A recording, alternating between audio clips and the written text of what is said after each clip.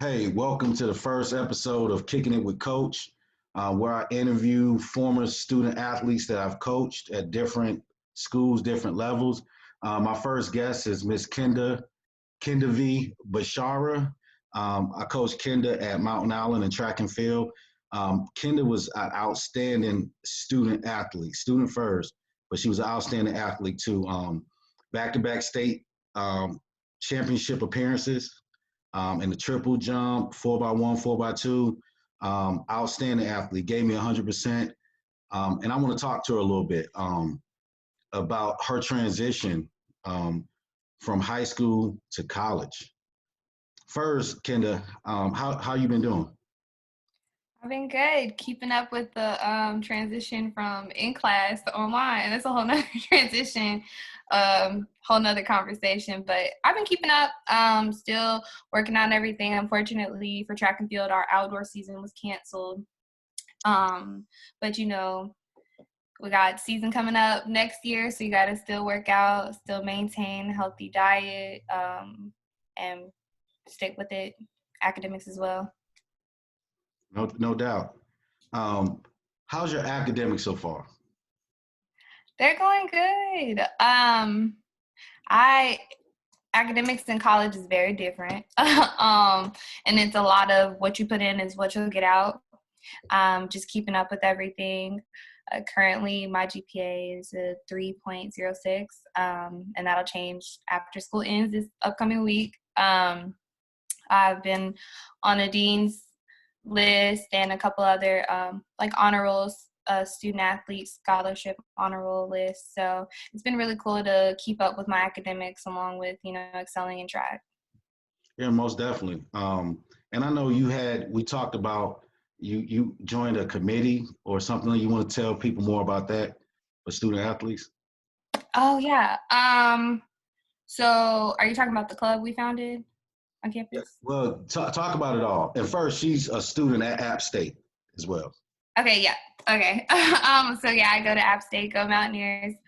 Um, so my freshman year, we kind of had a meeting, a group of Black student athletes had a meeting with Pierre Banks, who is over athlete development at App.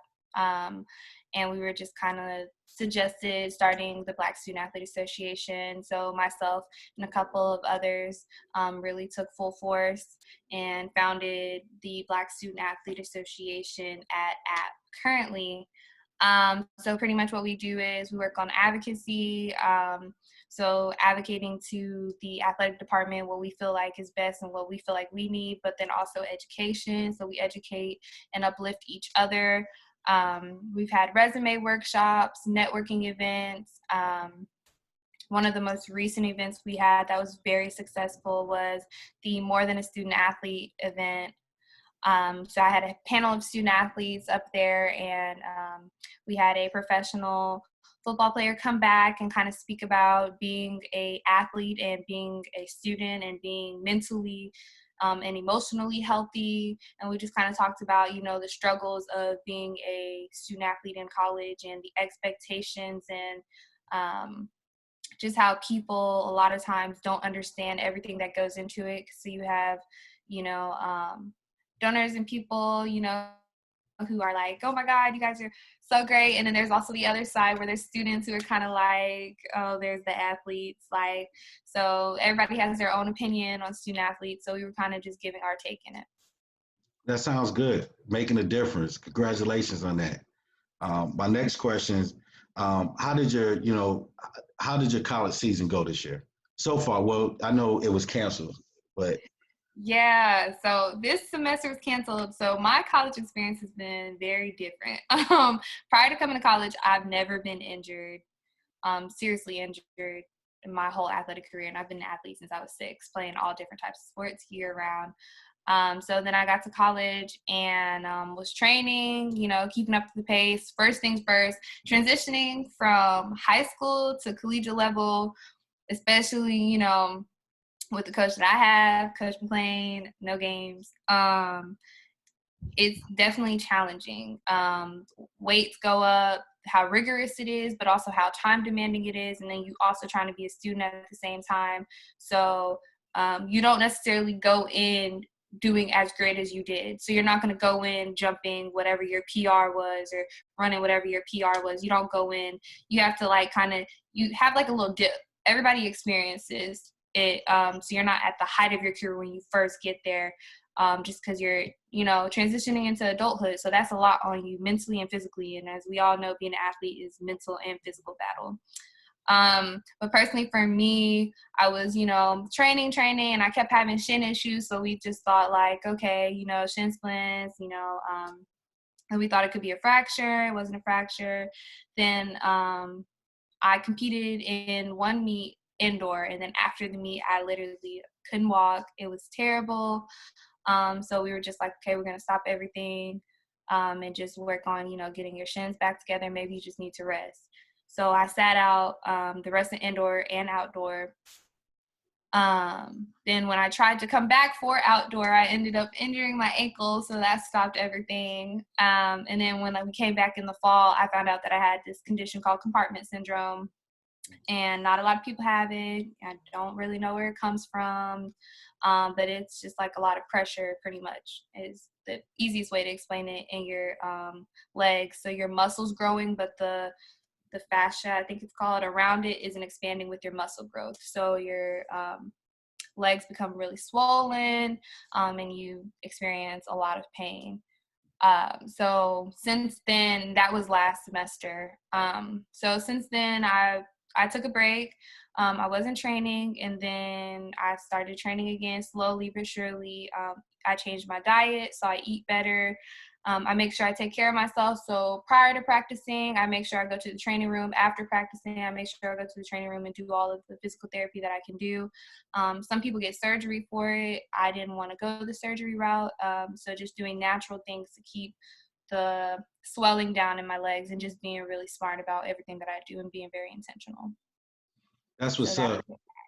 That's what's up. And the audience need to know that while you was injured as an athlete, your grades didn't dip as a student. So you handled your business. Definitely. You got to stay. It's hard. It's not easy.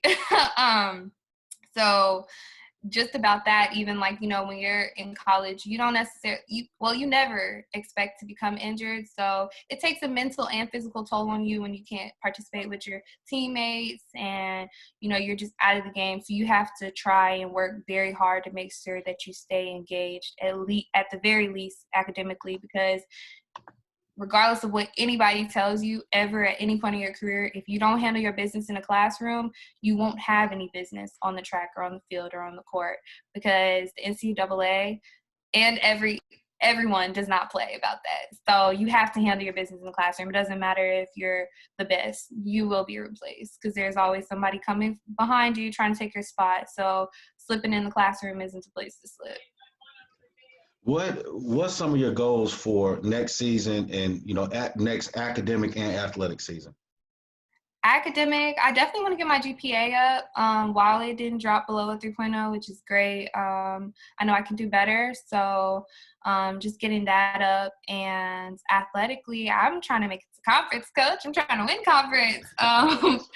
So that's a big part of why, you know, yeah, we're quarantining right now, but I'm definitely still training. I'm definitely still going to whatever track is open. I'm not working out with other people, so I'm abiding by the rules, but I'm still staying on top of my diet as well. So just keeping in mind, you know, I need to do everything possible to be at the top. So that's what I'm doing right now. And I plan on winning conference.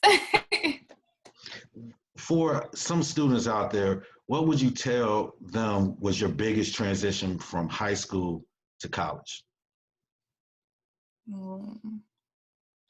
Biggest transition? I would say don't expect to be the best when you go to college.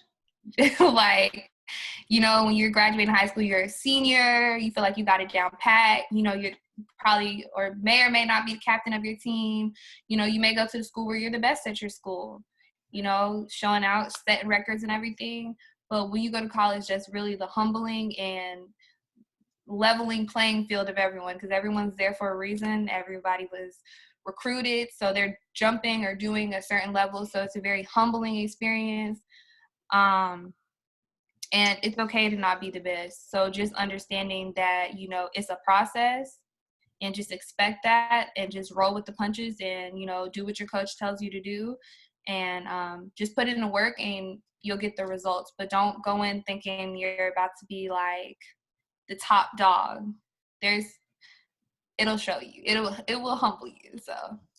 Well, how did your high school experience shape your college life? I think with going to Mountain Island, the type of school, the type of coaches I had, I wasn't, you know, I was never put in a box to where I'm only an athlete. Well, obviously I'm a student athlete, but I was never put into a box to where, you know, okay, perform good in the classroom and do the athlete thing, like, and that's cool. Like, I was always encouraged by all of my coaches to do more, be more, and make sure that I speak up about what I'm passionate about, whether it's in athletics or outside of athletics. And then also being able to hold different positions in different clubs and things like that definitely prepared me for the transition to college, to where I'm currently sitting on, I'm president of the Black Student Association, and I'm president of the Black Student Athlete Association, and I sit on a couple other boards. So definitely, you know, having that experience being more and growing more than past the athletic thing, it's really prepared me. That's what's up. What is some advice you can give any younger athletes looking to make it to college? Well, let's say student athletes. What's some advice? Be resilient. Like, if this is what you really want to do, first of all, figure out if it's what you really want to do. Do your research. So talk to somebody who's already there. You know, there's different programs for different people. There's D1, D2, D3, and all of them have different great things to offer athletes. No one is better than the other. It's just a different type of program. So just do your research and figure out what's best for you. Just because it's bigger does not necessarily mean that it's better or that it's for you. So that's the first step. And then after that, just be resilient. You're going to have roadblocks. You're going to get injuries. There's going to be things that are going to set you back, but keep pushing. Personally, for me, I wasn't recruited top level, had all these like D1 offers and whatnot. I came into app as a walk-on, and I earned different scholarships and things like that. And I'm just as much a part of the team as anybody who came in with X amount of money. There's no difference between all of us. We just work as hard as possible to get to where we need to be. So keep working. If that's what you want to do, if you want to play D1 athletics, go and do it. Like, don't let anyone tell you that you can't, and just be resilient, because the fight isn't over until literally you walk across the stage. Like, you can be recruited at any point. You can literally be recruited even a year after that if you go JUCO.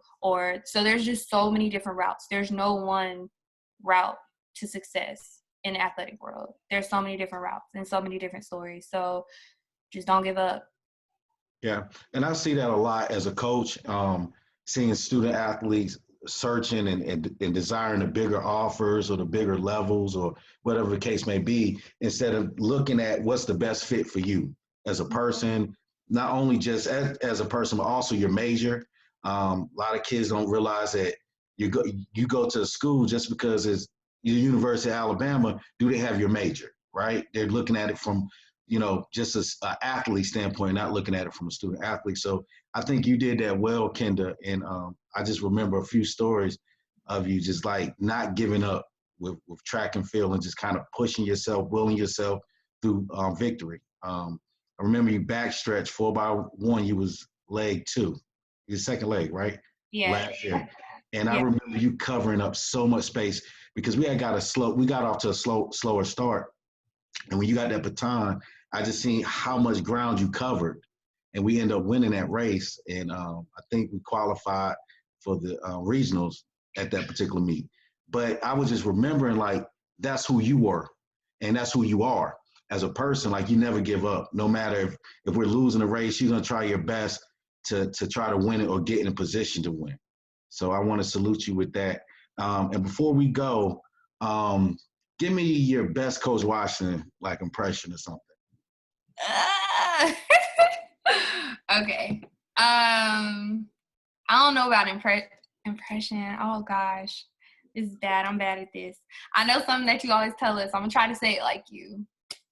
You know, man, y'all all my daughters, but I love all of y'all. Y'all my daughters. I'm gonna look out for y'all. I'm gonna make sure y'all straight. So I carried that to college, and I remember that forever.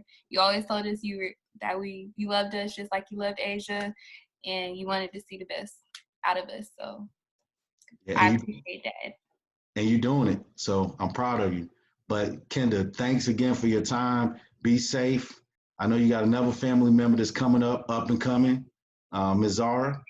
So Zara. Yeah, you're doing a really good job of being a good role model for your younger siblings. They look up to you a lot. And I see a lot of that feistiness, that fight and determination in Zara. So I know where she got it from.